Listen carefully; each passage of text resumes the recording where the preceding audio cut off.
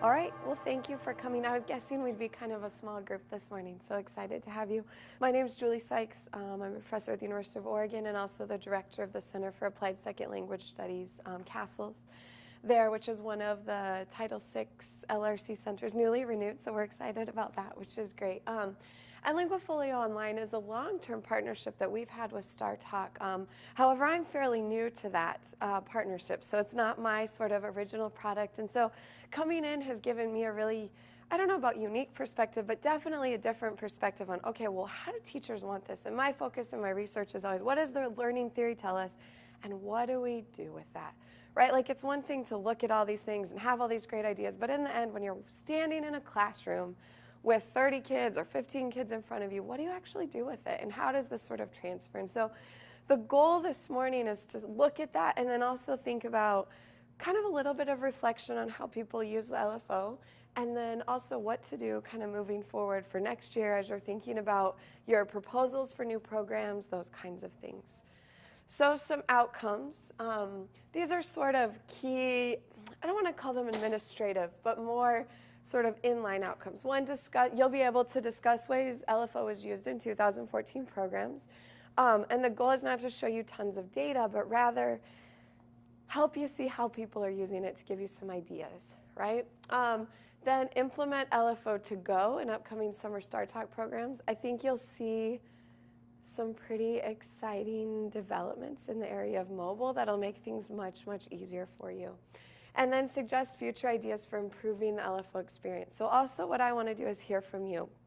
So we have some time built in at the end for literally open talk, and we'll probably actually even turn the video off at that point so that you can really feel honest about what you want to say. That'll be at the very, very end, though, for you. But then there are two really even more important goals, right? One, efficiently collect high-quality evidence aligned to program objectives, because this isn't meant as a task that you have to complete to check off a box. It's really intended as an instructional, formative to summative type of tool to get to show off what your students are doing in your programs. And so we're going to talk a little bit about that. And then ways you can use LFO to guide students through their own learning. The keynote yesterday, I don't know if any of you saw those, checking the learning. That's sort of the theory behind what LFO as a tool does for you. It actually facilitates that whole process in a way that can be really helpful if implemented sort of in the ways that we're hoping. The follow-up then is this afternoon is more aligned with, okay, do this, try this, here's some ideas, the number of can-dos you should have in a STARTALK program, things like that. Does that sound good? What everyone's expecting, hoping? Yes, okay, awesome. So really quickly, what is STARTALK LFO? If I asked you before you saw this what it was, what would you tell me? Online self-assessment. Online self-assessment. Evidence. A place to collect evidence. What else? Anything? Checking students. Yep, so it's really a place for collection, self-assessment, reflection, implementation of intentional backwards design, and targeting program-specific can-dos. So when we have what Greg was talking about as learning targets, right? Those can-dos are learning targets, that's what we're saying. And LFO is a way to collect the way that periodically your students are actually getting there. What we've found is as students do it themselves and as they sort of integrate in that, they start to see their check marks go up and they start to see this portfolio get created and they're like, oh my gosh, I really am learning. Our Swahili kids, by the end, so we have them take a test, a pre-test and a post-test, but then after that pre-test, they're just devastated, right? I don't know anything, I'm not gonna learn anything in 2 weeks, this is terrible, I don't wanna be here. And then they start to build Linguafolio. And even after day one, they're like, look, I created a profile with my name and my 3 descriptive words. And so they start to build a profile. The other thing to remember is it's not meant as an add-on. You have to pick can-dos anyway as part of the curriculum template. Those are the exact can-dos you should pick when you customize your Linguafolio, right? So the number, they're specific, they relate directly to the can-dos that you're working with. You shouldn't have to make up new or do extra work. And really the goal is to document what you're doing in your classroom anyway. Something I've heard a lot is that people have special Linguafolio assignments, right? But that's not what you need. It's just extra work. Who has time to do extra stuff, right? So the goal is in a task-based communicative environment. Every hour you're creating products. Every day you're creating products that are exactly what you want to show off as evidence. Last night at the poster session, I was looking around and I was like, oh my gosh, look at all of this evidence. Snap a picture, right? There was one of the calendar, the Chinese calendar. There was one in Hindi of profiles they've done. Those are the types of things that count as evidence. It doesn't have to be electronic. It doesn't have to be a video. I'm going to show you some examples of those today as well. But really, it's what you're doing anyway, right? To give you an idea of the types of data that people are putting up, the types of evidence. Who can guess how many pieces of evidence were uploaded in the summer of 2014? Anyone know? 10,000. Anyone have a different guess? You think 10,000? Okay, how many people think bigger than 10,000? How many people think under 10,000? Ooh. 15,690 pieces of evidence were uploaded by 1,331 students. 15,000 pieces of evidence that tell us language learning is happening. It's a way to document and say, oh my gosh, look what all these students are doing. Not all of them are great evidence, but I have to tell you, we were asked to sort through some of it, and we're pleasantly surprised at the high quality of type of things learners were producing in these less commonly taught languages. It was sort of a re-inspiration for the Castles staff. When I arrived at Castles, everyone, oh, Linguafolio, we've been working on this for so many years. What are we going to do? We started looking at this evidence much more carefully this year, and it is incredible, incredibly inspirational. Just to give you an idea of the type of evidence uploaded by year. So this is last year, 2014. So we see sound files, picture files, which is surprising to me. And this is the number that I imagine we want to work on bringing up, because this is where the evidence is happening and we're just not collecting it, right? So when people draw and our students are creating and writing, and snap a picture of it, put it up in their portfolio. That's our goal, right? Text, of course, we see a lot of. And then videos have just skyrocketed and gone up, which is what I wanted to show you some today. Anyone guess which mode represents the most pieces of evidence? Presentational? Anyone else? Everyone agree? Regarding some file, maybe there's some kind of interpersonal. Interpersonal? What do you think? Everyone agree? Interpersonal speaking, yep. Interpersonal interaction, which is really, really interesting to me. Want to know why? When I'm working with teachers, it's the thing I hear them struggling with the most. How do I document evidence of interpersonal speaking? What do I do with that? Help. And so it's surprising that people are, I mean, it's great. People are actually finding ways to document that. All right, so to give you an idea, this is examples of evidence uploaded by mode and also by sort of type of evidence. So you can start to see, right? Textual evidence of interpersonal communication, video evidence, listening, reading. And so the goal then is to think about, what can we do with interpretive reading that could be helpful, right? How do we document evidence, et cetera, around interpersonal reading? And so looking at this data and starting to look at different types of evidence, what we found is we can actually support you in thinking about how to document the things that you're doing anyway. And so I'm going to talk about the mobile stuff that's coming. It's something Betsy and her team have really been working on. Okay, how are we going to get this into the classroom? And so we've started thinking about ways to make that happen. So what do you upload as evidence? What kinds of things do you want to upload as evidence? Reading, writing, speaking, anything. What you do every day in class. What you do every day. Not new things to meet the Linguafolio requirement, but things that are actually genuinely integrated in that curriculum template. You have to document what you're going to do as part of those lesson plans, right? That curriculum template tells you exactly the kinds of things that would go in Linguafolio. What tasks relate directly to your can-do statements. Those are the things you want to think about documenting. What's the upper limit on file size these days? A couple of years ago, we were really frustrated because nothing we tried to upload took, because because everything was too big. But So the limits have been raised. The one thing we still don't do is collect our own video. So you actually have to host that video on an outside server and then link to it in which is one of the things we're trying to think about working on. We're pondering what that could look like long term to actually house the videos ourselves. We're talking about 15,000 pieces of evidence. It's kind of tricky, right? It just doesn't make the cost really worth it. But in terms of photo size, PDF size, those have all gone up pretty significantly. So I'm hoping you're not still running into that problem. If you are, let us know, please. The more we know, the more we can help you fix that. Again, I can't emphasize it enough. What you do every day in class. I know I've said that hundreds of times, but really that's what we're looking at. All right, so what we want to do is really think about what you do in your classroom, right?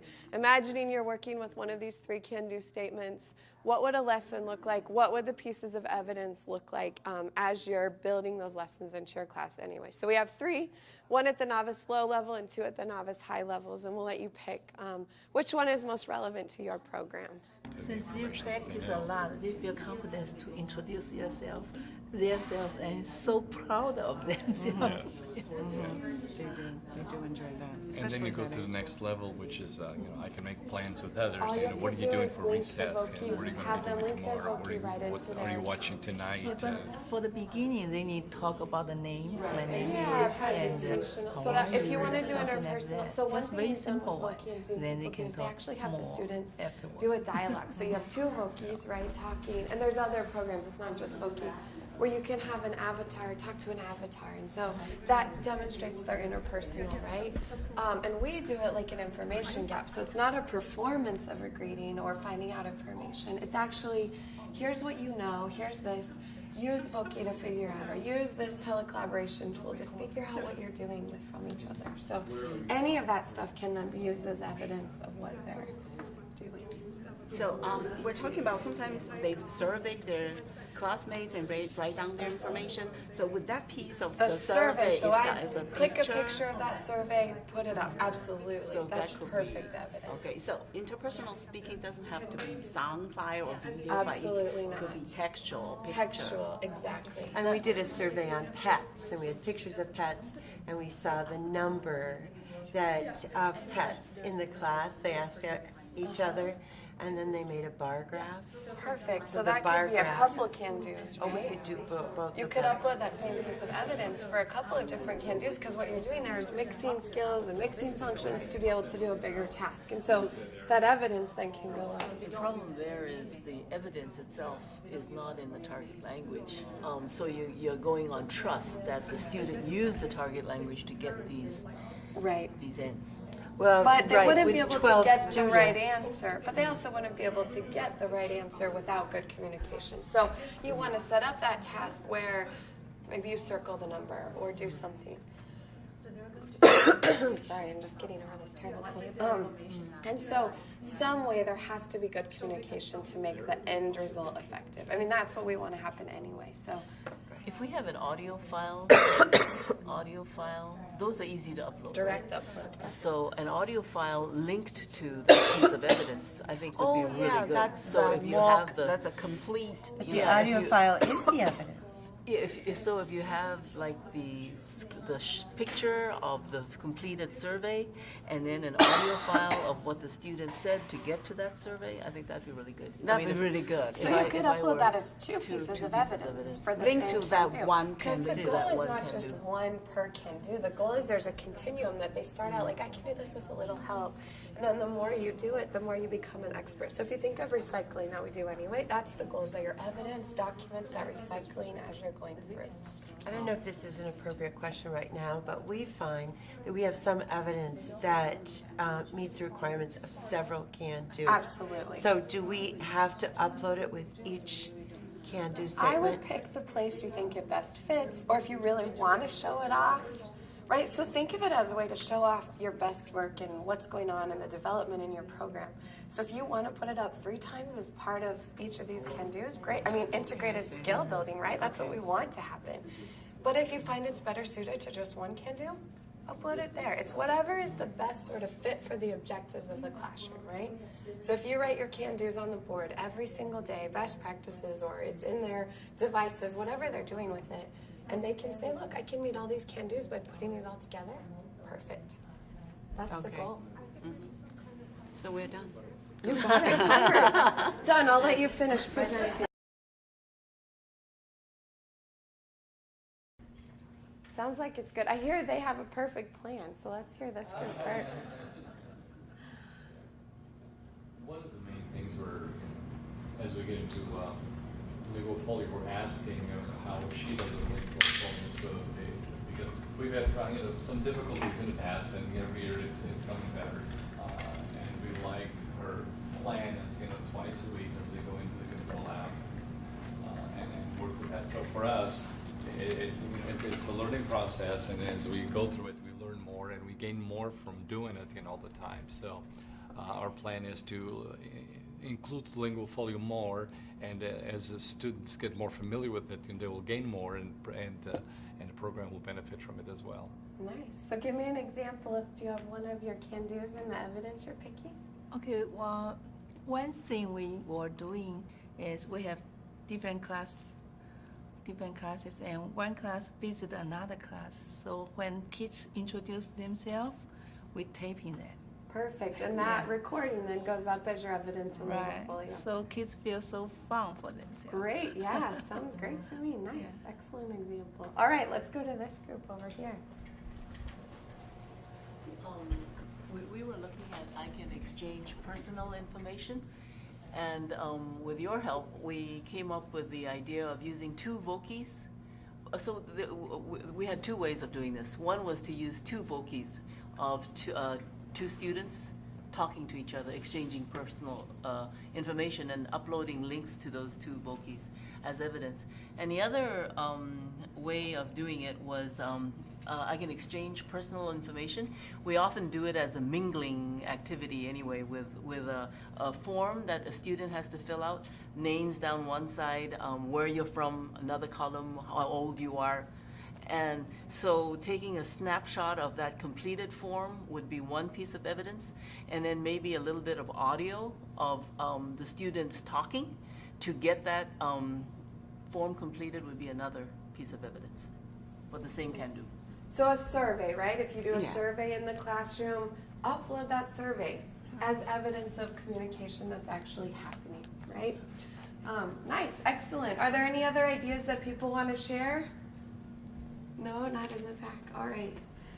So I thought I would show you, I mentioned we've been looking at this evidence in really different ways, and it's really, really exciting to see what they're doing. So I thought I'd show you some things that people have uploaded. I should say these are all open access. The programs have allowed the links to be open. They're not under password. I didn't pull them out of a backwards database. You can find them. And they've signed release, so the students are okay with what's happening as they uploaded them. So let's look first. This is an example of a greeting. Novice low, I can greet my peers. 你好，你好，你好吗？我很好，谢谢你。我很好，谢谢你。你叫什么名字？我叫 Olivia，你叫什么名字？我叫 Ben。 So that is a more kind of scripted performance type example, right? But you can see really simple audio recording at the novice low level. Super excited to show off what he can do, right? Like you can tell, trying to figure it out. And so we see a lot of this kind of evidence. Again, something simple. My advice is things you do anyway in class, right? Not a scripted performance, but hey, let's do this as we're going. Excuse me, can I ask, do you think that was a teacher asking the question? I do. I think it might have been a mentor student. So it should probably be a peer, right? Would be ideal in this sense because we're talking about grading a peer, but it wouldn't matter, right? The goal is getting them to utilize the language and speaking in a way that's interesting. This is one of my very favorite types of examples. My guess is these come from, actually I know a lot of these come from the same program, but I love this evidence because it seems so great for the affective filter as well. नमस्ते नमस्ते आपके नाम क्या है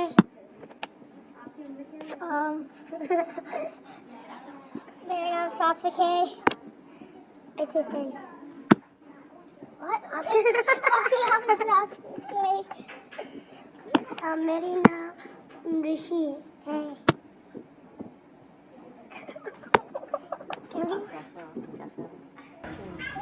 I actually don't know what they've used. I think it's an iPad application. Yeah. Sock Puppet. You should. Yeah, I think if you search Sock Puppet program, you'll find. It's great for lots of reasons, right? And we're thinking of pedagogy. So in the end, tools are just tools. Tools don't mean anything. They're great or terrible, however you use them, right? So the goal is to utilize Linguafolio Online in a way that makes it the tool it's intended to be, right? And in this way, this is exactly what we're talking about. We're lowering the effective filter. We're saying, hey, mess around with some sock puppets and some language and see what that looks like. We also have a lot of middle school, high school programs where some are very concerned about identity and online, and what do we do with security? In this case, we have a totally protected identity, but also a way to show off what they're able to do. Voki is another really good example, avatar speaking, all of those kinds of things that allow them to mess around. It also means engagement. And when we're talking about STARTALK legacy, we're talking about wanting to keep doing these kinds of things. Learners want to do stuff with language, right? They wouldn't do it if they weren't trying out for some other reason. And so the goal really is to say, hey, look what I can do. Mom, check out this crazy sock puppet I made, right? Check this out. And it gives them a way to sort of have fun and mess around a little bit, right? And they can have this for years to come and check it out and show links. The last piece I wanted to show you is a much more typical kind of presentational dialogue that's going on. Novice high level about making plans with others. 你好，见面啊，很好。你是我的室友啊？我不知道。你是龚普成吗？对，你是百米来。哦，对，我们是室友。哦，你从哪儿来？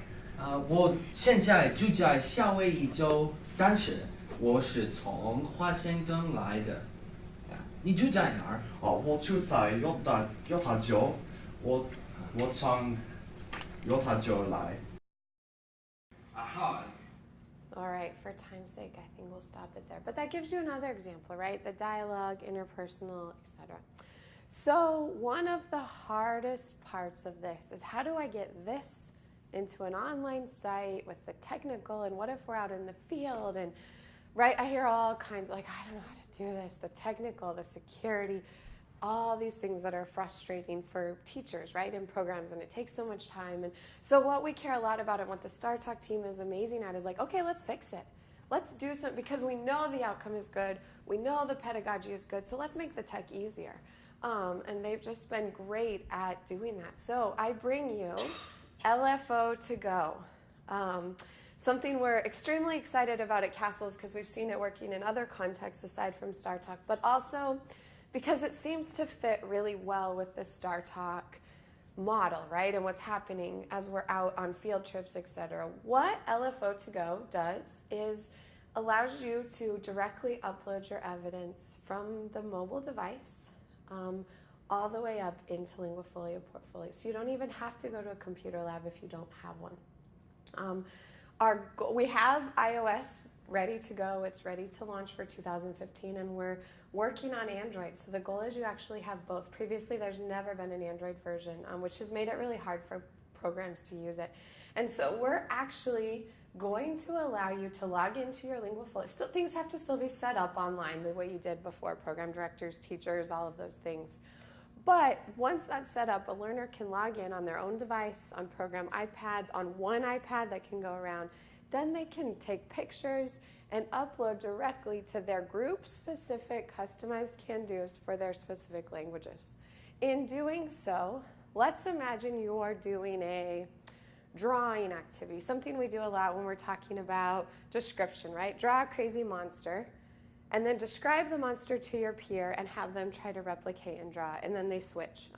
With our students, we're talking about aliens and all kinds of other social, cultural, different kind of things. But the idea is that it's something they have to do, and that's evidence of communication.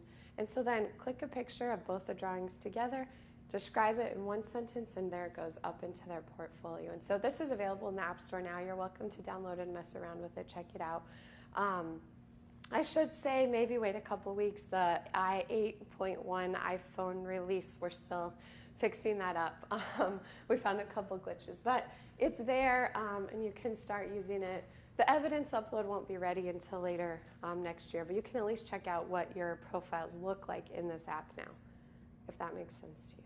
So that's there. Are there any questions about why this might be kind of transformational and helpful for you? Is it clear what it does? iPad, iPhone, Android phone. So let's imagine, let me get out my nifty little device here. Here's my program iPad, right? We have two that we share with our STARTALK programs. And I'm going to have you all draw your family trees. This is our classroom activity. We're working on family. Get together, do your group, normal, communicative, task-based learning, right? Great. Okay, then everyone has their family trees. What do we usually do with them? We draw the tree, but now the trees are totally done. You're done looking at them. What do we do with the actual pieces of paper? They post them on the wall. What else? Put them in a physical portfolio. What else? Okay, they're all hung on the wall. All the kids leave for the day. What do we do with them? They might stay on the wall. In our case, they sometimes come down and go in the trash, right? Because students are like, oh, we moved on, we're going to the next thing. Hopefully that's not what happens, but what we can do, snap out my handy dandy thing, click, click, click. We have all the pictures and upload it straight to Linguafolio. It makes it easier to work as an ongoing formative assessment. Ongoing formative assessment tool that doesn't happen only in a lab at the end of your program. My apologies for my coughing. I'm sure this is not helping.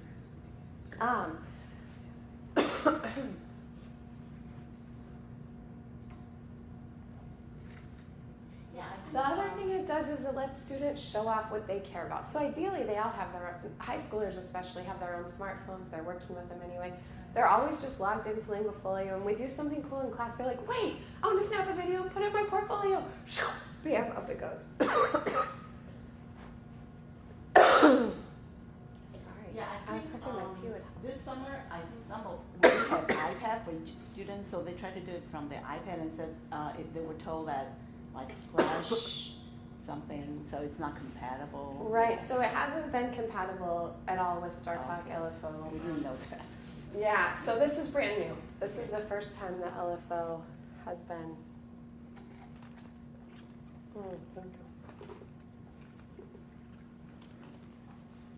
This is the first time the STARTALK specific new version, because we have a new version of LFO designed for STARTALK programs, right?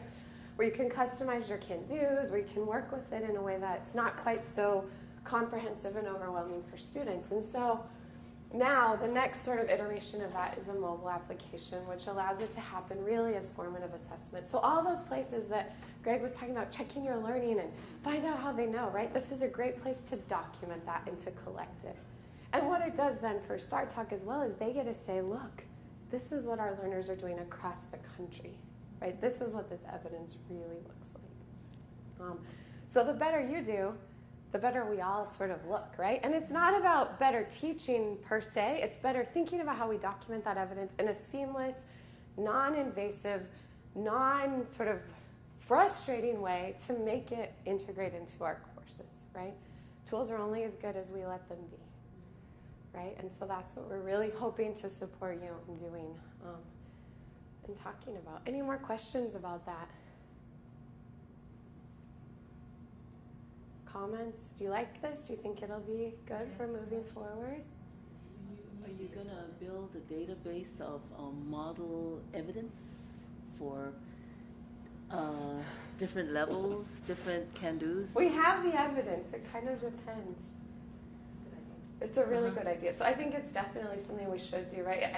I have to say, looking at this evidence for the first time from a really different perspective this year for this conference and thinking about some other things, we've been really excited. And I think you'll be excited too. So it seems like a good thing to do as resources. So for the videotaping, we can do the videotaping through this one. We're working on it. But you can always do a video and upload it straight to YouTube, right? And then link it into. So the video is the one thing that's still really tricky. And we're pricing it. That's the trick, is the cost. It's not cheap. Because a lot of kids' parents doesn't want we put on YouTube. We want Right. really specify to the private. To the private. So you can, lock down YouTube. Did you know that? So you can create a private channel that no one can see.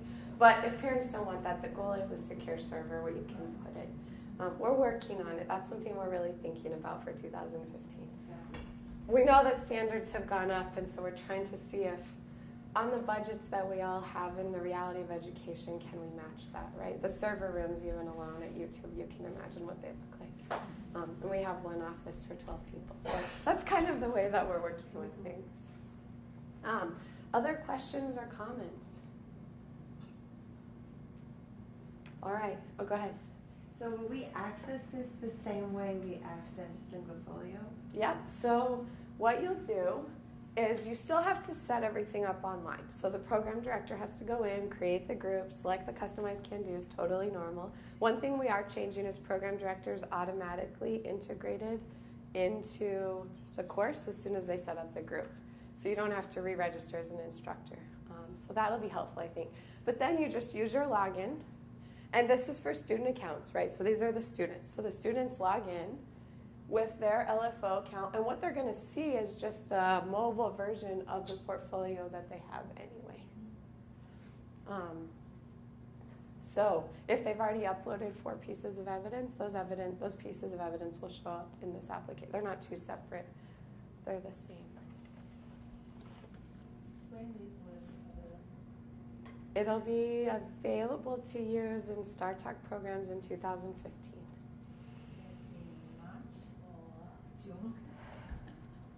Now there's a tricky question. So this is available now. This is ready to go. You can download it. You can't upload evidence yet, but you can download it. You can look at it. You can work with it to check it out now. Functional version, in all reality, based on how things work, probably May 1st. I think that's a much more realistic, and that's not a promise, that's a suggestion. The goal would be by spring conference, you're able to mess around with it and see it and work with it and do something with it. By spring conference, how's that? Is that a fair promise? Can I say that? I don't know. So there we go. Again, the goal is to make your life easier, but also make classroom pedagogy, right, transformational in a way that's meaningful. Ali Muller's work on the way this tool can be used for goal setting shows incredible results. So we've got to think about how we keep working with it. All right. So we're getting close to the end of our session, but I wanted to give you time. We have some time. What would you like to see in STARTALK LFO? If you could pick any changes, any revisions, any complaints, right? What would you want to see to make it easier in your life of teaching? So I'll give you a few minutes to brainstorm in your groups and see if you can come up with a list. Yeah. So I haven't done this, but the other thing you could do is every day add a can-do. So as you're so they just see one when they start out the first day, and then as a teacher you log in and you say, oh, we're going to add 2 more.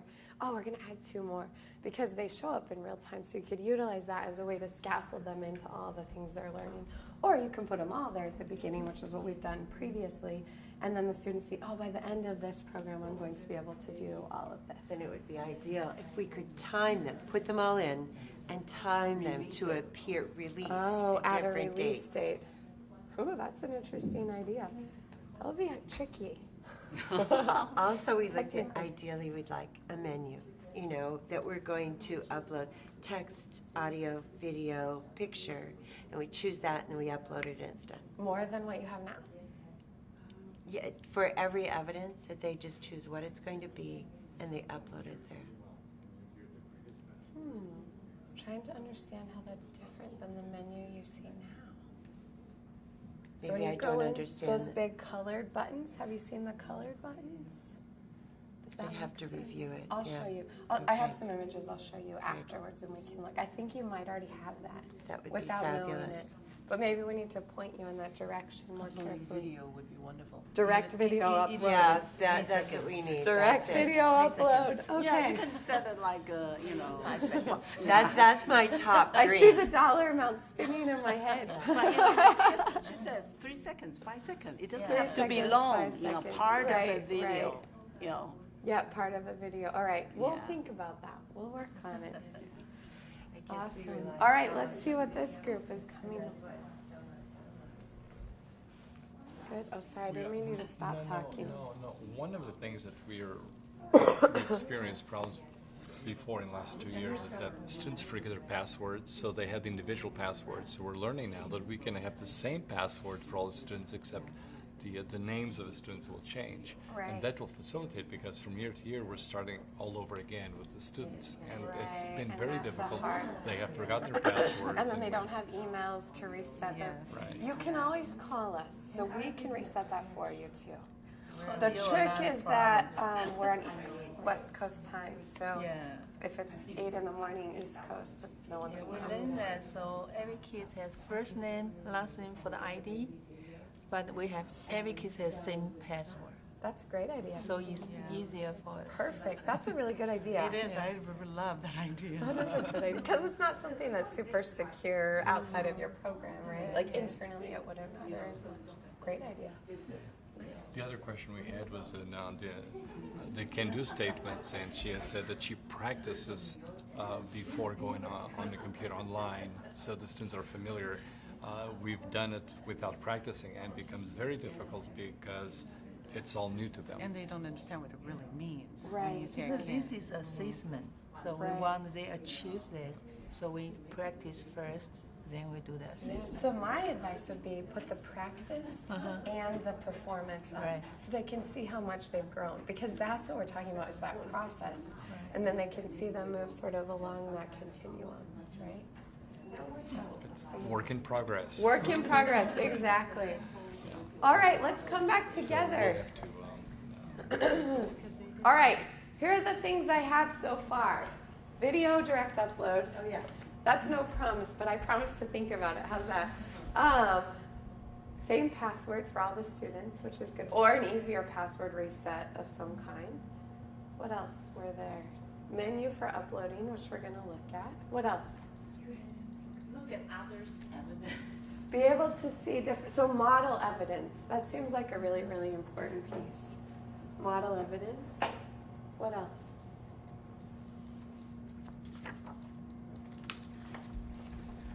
That's good. If we got all that covered, you'd be happy? All right, perfect. We'll put it on the list, I think. So, and again, our goal isn't to make this something that's really tricky or difficult, but really think about ways that it enhances the learning and a way to show off your programs, right? Li Shen's talk this afternoon is from the program director's perspectives, and what she's done is really neat. She's put together 5 do's and don'ts, right? The 5 common most mistakes we see, not technically, but actually from a pedagogical perspective, and then 5 ways to sort of overcome those. And it's really, I think it might be really helpful. So thank you all for coming, and if you have any questions, I'm happy to answer them in addition to what we have. Thank you. Thank you.